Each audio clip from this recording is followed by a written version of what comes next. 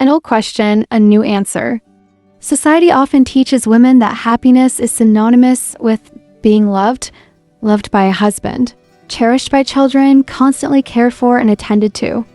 This narrative, deeply ingrained in our cultural consciousness, paints a picture where a woman's fulfillment is largely dependent on the affection she receives from others.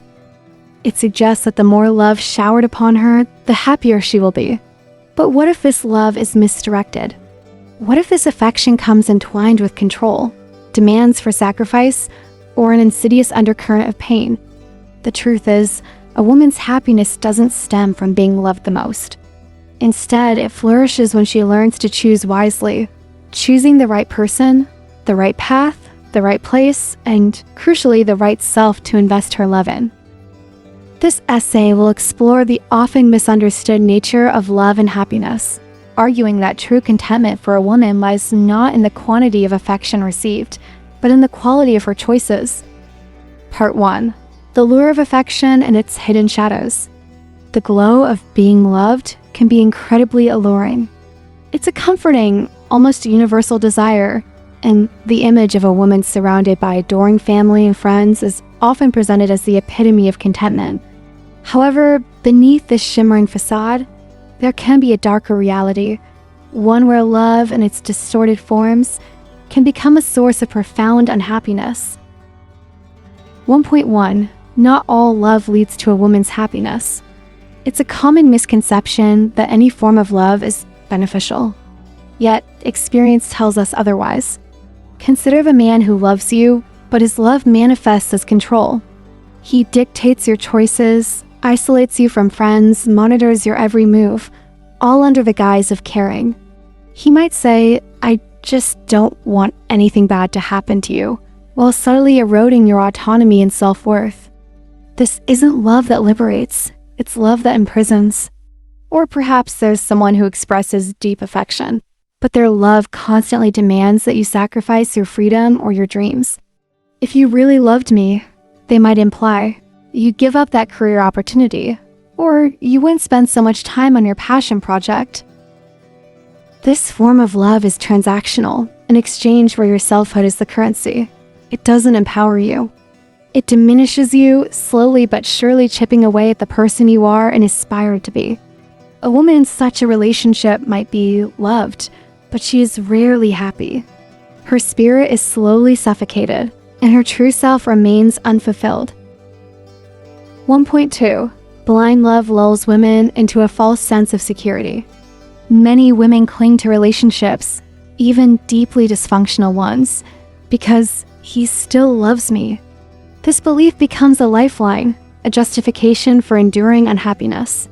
The fear of being alone, the societal pressure to maintain a relationship, or the sheer inertia of habit can make women believe that any love, even a damaging one, is better than no love at all. They convince themselves that the presence of affection, however tainted, is enough to sustain them. But love cannot heal if it is consistently accompanied by trauma, repetition, and torment. If a relationship repeatedly inflicts pain, if the same arguments flare up again and again with no resolution, if emotional abuse is a recurring theme, then love becomes a euphemism for suffering. It's a form of self-delusion to believe that such a dynamic will magically transform into genuine happiness. True love should be a source of strength, comfort, and growth, not a perpetual wound. When love is blind, it often leads to a woman blinding herself to her own pain and worth. Part 2. Happiness is the right choice, not blind affection. The notion that happiness is a consequence of smart choices, rather than a passive reception of love, is a powerful paradigm shift. It puts agency back into a woman's hands, empowering her to shape her own destiny. 2.1. Choosing the right person. Someone who fosters your growth, not stifles it. The right person isn't a flawless being from a romantic comedy. They don't need to check every box on a societal wish list. Instead, the right person is someone who constantly inspires you to be better, without making you feel inadequate. They are the ones who celebrate your successes, comfort you in your failures, and push you gently towards your potential. They listen, truly listen to your words and your silences. They respect your boundaries, even when it's inconvenient for them. They understand that a healthy relationship is built on two individuals thriving, not one subsuming the other. Crucially, the right person doesn't make you lose yourself. They don't demand that you abandon your hobbies, friendships, or career aspirations to fit into their mold. Instead, they encourage your individuality, understanding that your unique identity enriches the relationship. They see your growth not as a threat, but as a shared journey. When you choose such a person, you are not just choosing a partner. You are choosing a catalyst for your own development and happiness. 2.2. Choosing the right relationship. Not the longest, but the healthiest. Longevity is often hailed as the ultimate metric of a successful relationship. They've been together for 20 years. Is often spoken with an almost reverent tone, irrespective of the actual dynamics within that relationship. However, a long relationship that is riddled with unhappiness, conflict, and emotional abuse is not a testament to strength. It's a testament to endurance, often at a great cost to the individuals involved. The true sign of a right relationship is its health and vitality. A healthy relationship is characterized by safety, where both partners feel secure, both physically and emotionally. It is built on respect, where each person values the other's opinions, feelings, and autonomy. And it thrives on freedom, the freedom to be oneself, to pursue individual interests, and to grow independently while still being connected. Consider this stark comparison. A relationship that lasts 5 years but is characterized by constant conflict, emotional manipulation, and a profound sense of unhappiness is not superior to a 6-month period of self-reflection, healing, and self-discovery. The shorter, healthier period, even if it's spent alone, can be infinitely more beneficial for a woman's well-being than years spent trapped in a toxic cycle. Choosing the right relationship means prioritizing your mental and emotional health above all else, even if it means letting go of what once seemed stable or permanent. 2.3. Choosing the right self. When women learn to love themselves first. Perhaps the most pivotal choice a woman can make for her happiness is to choose herself first. This isn't selfishness. It's self-preservation and self-love. A truly happy woman often understands that her well-being is not contingent on external validation or the presence of a partner. She learns to build a strong internal foundation of self-worth before entrusting her happiness to anyone else. This means recognizing the signs of a toxic or unhealthy dynamic and having the courage to disengage. It means stopping when a relationship feels draining, disrespectful, or consistently painful. It means refusing to blindly endure unhappiness in the name of love or commitment. A woman who chooses herself listens to her intuition, acknowledges her needs, and sets firm boundaries. She understands that she cannot pour from an empty cup, and that prioritizing her own mental and emotional health is not a luxury, but a necessity for sustainable happiness. This radical act of self-love is the bedrock upon which all other healthy choices are built. Part 3. The consequences of wrong choices and the journey back to self. Even with the best intentions, the path to happiness is rarely linear. Many women, at some point, make choices that, in hindsight, prove to be detrimental to their well-being. These wrong choices are not failures, but rather crucial learning opportunities, guiding them back to their authentic selves. 3.1. The stories of women who chose poorly. The stories are myriad and heartbreakingly common. There are women who stay in abusive or unfulfilling relationships for the sake of their children, believing that an intact family, no matter how fractured internally, is better than a broken one. They endure daily pain, sacrificing their own happiness on the altar of perceived familial duty, often teaching their children unintentionally that enduring unhappiness is a form of love. Others remain out of fear of societal judgment or the stigma of being single or divorced, though what will people say? Narrative can be a powerful inhibitor, trapping women in situations they desperately want to escape.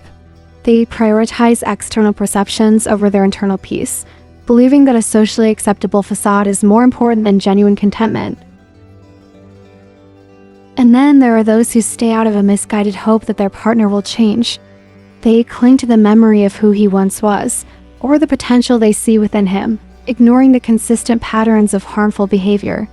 They invest years in trying to fix another person, neglecting their own growth and happiness in the process. The cumulative effect of these wrong choices, whether concerning a partner, a living situation, or a lifestyle, is a nameless, pervasive weariness.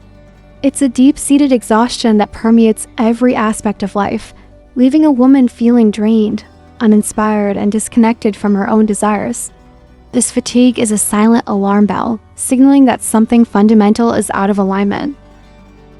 3.2. Forgiving yourself, the first step to choosing anew. The good news is that happiness doesn't require choosing correctly from the very beginning. Rather, it emerges from the courage to choose again when you realize you've made a mistake. This crucial step often begins with an act of profound self-compassion, forgiving yourself for past missteps. It's easy to get caught in a cycle of self-blame, replaying past decisions and castigating oneself for not knowing better. However, self-recrimination only prolongs the pain and injury. It keeps you tethered to the past, preventing you from moving forward. True healing and liberation come from acknowledging the mistake without judgment, learning the lessons it offers, and then consciously choosing to let go. Releasing the burden of past errors frees up emotional energy, allowing a woman to embrace new possibilities and make different, healthier choices for her future. Forgiveness is not about condoning the wrong. It's about liberating yourself from its lingering hold. Part 4. The qualities of a woman who chooses wisely. While the journey back to self often involves learning from mistakes, there are distinct qualities that empower a woman to make wise choices proactively, fostering a life of genuine happiness. 4.1. Knowing how to listen to her intuition. Women often possess a strong, innate intuition, a gut feeling, a subtle warning, or a clear inner knowing that points towards truth. However, this powerful internal compass is frequently suppressed or ignored, often drowned out by the reason of others, societal expectations, or the voices of those who claim to know what's best. A woman who chooses wisely learns to quiet the external noise and tune into her inner voice. She trusts that prickle of discomfort, that flash of insight, and uses it as a guide, even when it goes against conventional wisdom. Listening to intuition is not irrational. It's a form of profound self-awareness, allowing her to detect subtle cues and make decisions that truly align with her well-being. 4.2. Knowing her self-worth. At the core of wise choices lies a deep understanding of self-worth. When a woman genuinely knows her value, she sets a higher standard for the relationships and experiences she accepts into her life. She understands that she deserves respect, kindness, and genuine partnership. When you know what you're worth, you will not settle for anything less. This doesn't mean being arrogant or demanding. It means having a clear, unwavering sense of what constitutes acceptable treatment and what doesn't. This strong sense of self-worth acts as a filter, allowing her to gracefully decline situations, people, or opportunities that diminish her, and to confidently pursue those that uplift and empower her. 4.3. Knowing her limits, no unconditional sacrifice. Society often glorifies female sacrifice, portraying it as a noble virtue, particularly in relationships and motherhood. While selflessness can be beautiful, sacrifice should never become a silent obligation or a one-sided expectation. A woman who chooses wisely understands her limits. She recognizes that constantly giving without receiving, compromising her needs for others' convenience, or enduring hardship without recourse leads to burnout and resentment. She knows when to say no, when to prioritize her own needs, and when to step back from situations that are depleting her. This isn't selfishness, it's self-preservation. A truly happy woman understands that she cannot pour from an empty cup, and that setting healthy boundaries is essential for her own well-being and the longevity of her relationships. She embodies the understanding that true love does not demand unconditional sacrifice, but rather encourages mutual respect and healthy interdependence. Part 5. Happiness is choosing wisely, not needing too much, just enough. The pursuit of happiness often becomes a quest for more love, more possessions, more external validation. However, for the woman who chooses wisely, happiness is found not in abundance, but in alignment, a subtle yet powerful shift in perspective. 5.1. Choosing a simple life that resonates with herself. True happiness doesn't require grandeur or constant excitement. Often, it lies in the simplicity of a life aligned with one's authentic self. This means choosing the life that feels right, rather than one that looks impressive to others. It might involve prioritizing quiet moments over crowded social calendars, meaningful work over high-paying but draining jobs, or genuine connection over superficial acquaintances. Happiness for her isn't about having too much. It's about having enough peace, enough joy, enough purpose. It's about being in the right place, with the right people, at the right time, and crucially, in the right state of mind. This deliberate choice for simplicity and authenticity allows her to breathe, to connect with her inner self, and to find contentment in the ordinary. 5.2. Choosing her own dreams, not living someone else's life. One of the most insidious traps for women is the expectation to live a life designed by others. From childhood, many are subtly steered towards certain career paths, relationship milestones, or lifestyle choices that are deemed appropriate or successful by family, friends, or society at large. Consequently, many women find themselves living someone else's dream rather than their own. They pursue careers they don't love, maintain relationships that don't fulfill them, or adopt lifestyles that don't resonate with their deepest desires, all in an effort to meet external expectations. A woman who chooses wisely, however, learns to identify and pursue her own dreams. She understands that her unique aspirations and passions are valid and worthy of pursuit, regardless of whether they align with conventional norms. This might involve taking a different career path, choosing not to marry or have children, or dedicating herself to a creative pursuit. This act of choosing her own dreams is a powerful declaration of autonomy and a fundamental step towards genuine happiness.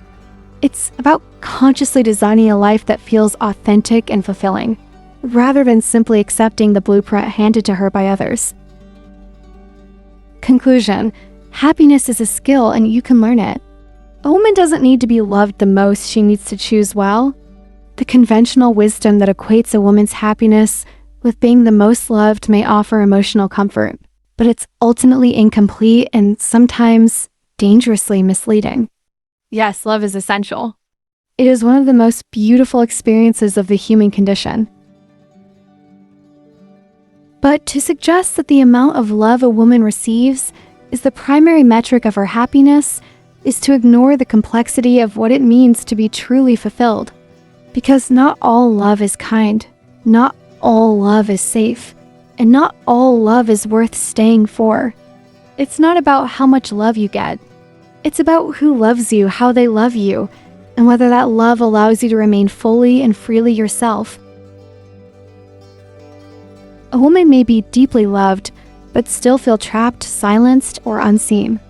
She may be cherished by others, but if that love comes with conditions, power imbalance, or emotional manipulation, it will only serve to erode her from the inside. That's not happiness. That's survival dressed in pretty words. What truly sets happy women apart is not how adored they are, it's how discerning they've become. The ability to make wise, soul-aligned choices is what keeps a woman grounded, nourished, and whole. The choice of who to keep in her life, the choice of which values to uphold, the choice to leave when something no longer feels safe or true. These choices, however quiet, private, or inconvenient, are the real foundation of a woman's long-term peace. And let's be honest, that kind of discernment doesn't come naturally. Most women are raised to please, to sacrifice, to endure. They are taught to seek validation through others' affection. They are taught that a woman who is loved is a woman who has succeeded. But what happens when that love comes at the cost of dignity? What happens when the person who loves you also makes you shrink, abandon your dreams, or question your worth. That's where the story changes. That's where wisdom is born. A truly happy woman is not one who is the most loved. She's the one who has learned to choose love that doesn't ask her to betray herself. This kind of woman may have had to walk away from people who adored her, but didn't truly see her.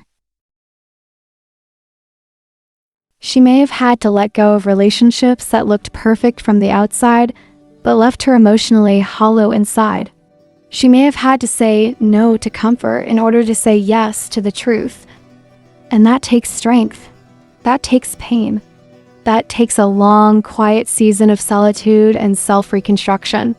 But on the other side of that is a life that feels like freedom. So today, pause and ask yourself, what have you chosen thinking it was love, but in hindsight, it was a compromise? What have you tolerated thinking it was care, but it was control? What have you pursued thinking it would make you whole, but it only made you forget yourself? Happiness for a woman isn't about receiving the grandest gestures or the most poetic declarations. It's about waking up in a life where she doesn't have to pretend, doesn't have to tiptoe, and doesn't have to apologize for existing as she is. She doesn't need to be loved the most. She needs to love wisely. And that is more than enough. Don't forget to like, share, and subscribe.